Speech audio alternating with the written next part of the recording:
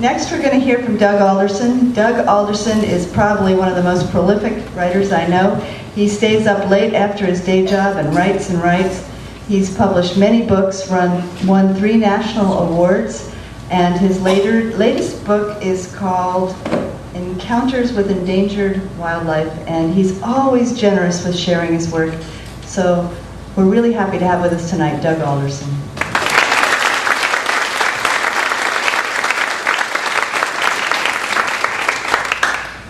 One thing I love about this anthology is the diversity, and as you can see tonight, and hear tonight, there's a lot of diversity, and Vic is a hard guy to follow with that colorful story. And one addition about the mullet, and when I researched for my Big Bend coastal book, is my favorite theory. There's still lots of theories as to why they jump. My favorite theory is they jump to pass gas. That's my favorite. So, like a lot of us, I had lots of emotions when the oil spill first occurred.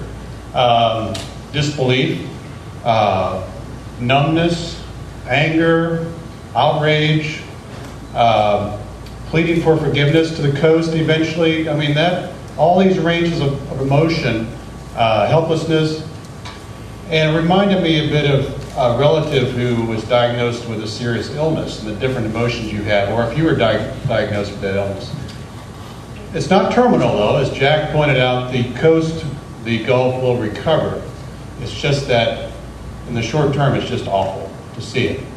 But we have to project the best we can to the forces that be and ask for forgiveness for all those creatures out there. That's the best I can do at the moment, besides the letters and doing this type of thing and all the other political things you can do.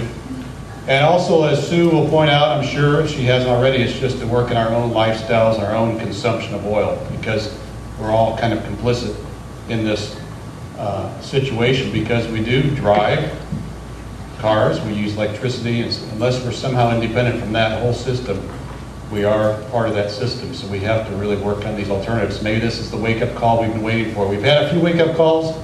They haven't quite worked yet. Maybe this is the one. Let's not blow it on that. My essay is about Cedar Key area, and when I was doing the Big Bend coast, I visited the Big Shell Mound. As Velma sang part of it, which is a real honor to hear her sing part of your essay. And if you haven't been there, it's 5 acres. It's a huge mound, and you just get that feeling on top of that history of those people. So I thought that'd be a good perspective in imagining, and that time I was having to imagine any oil coming to shore in Cedar Key area to the Big Bend coast, the shallow estuaries. I remember coming to Apalachicola about 30 years ago and hearing Dr. Skip Livingston speak to a lot of the local officials here and talking about the impacts of oil to this shore, this area. And he said it would be devastating because of the marshlands, the shallow estuaries and bays. These things would just be smothered, basically. And because even then, they were talking about drilling offshore in Florida. This has been around a long time. And so, unfortunately, we have this reality out there where before we're just kind of imagining this instance. And this could be a possibility, may not. Let's hope it doesn't, but we can't kid ourselves, it may happen. This is called View from the Mound. Compared to the surrounding landscape, Cedar Key's 5-acre shell mound is a mountain.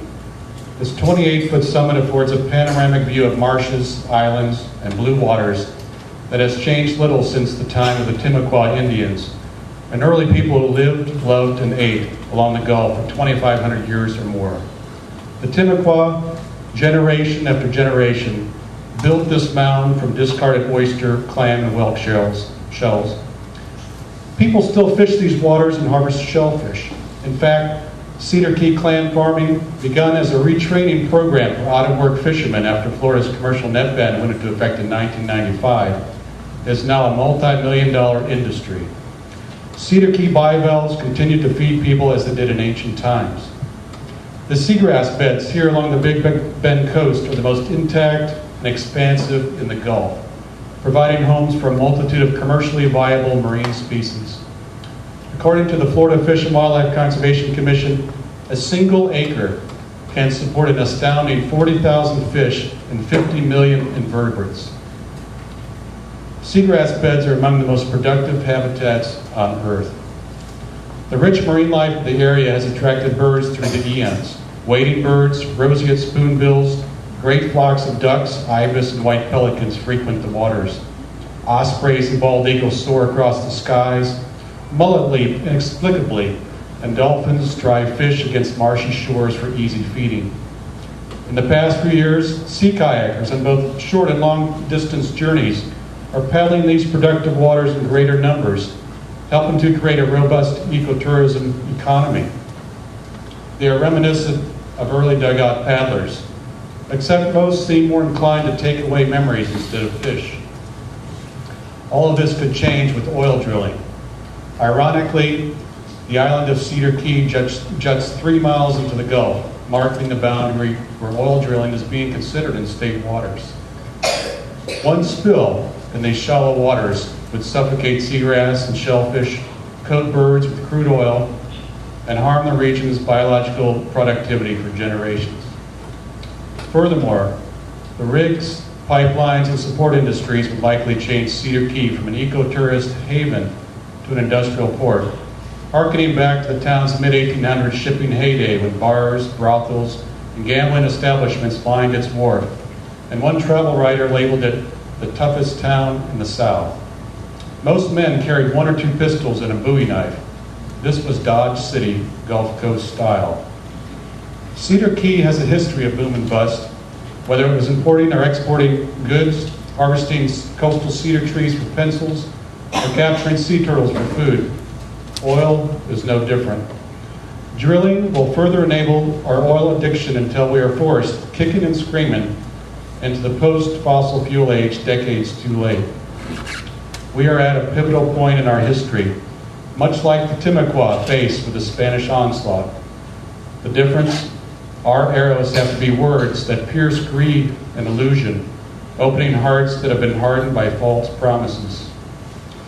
Currently, the Cedar Key Chamber of Commerce has a motto for the area's relaxed atmosphere, where time stood still. Its public lands and absence of chain restaurants and motels hold promise that Cedar Key can become a sustainable destination, viable as a unique tourism magnet for generations to come. Sitting atop the Timucua Shell Mound gives me perspective. Civilizations and towns have risen and fallen over millennia. People have peeled back the skin of Mother Earth to work the land and build their homes, only to have their works one day be covered again by the wild green of life, or washed away by storms and the rising sea. Nothing remains of the Timucua villages except for this mound, towering above the surrounding marshlands like a beacon from the past. What will we of the oil age leave behind for future generations in 100 or 1,000 years? It is up to us to decide.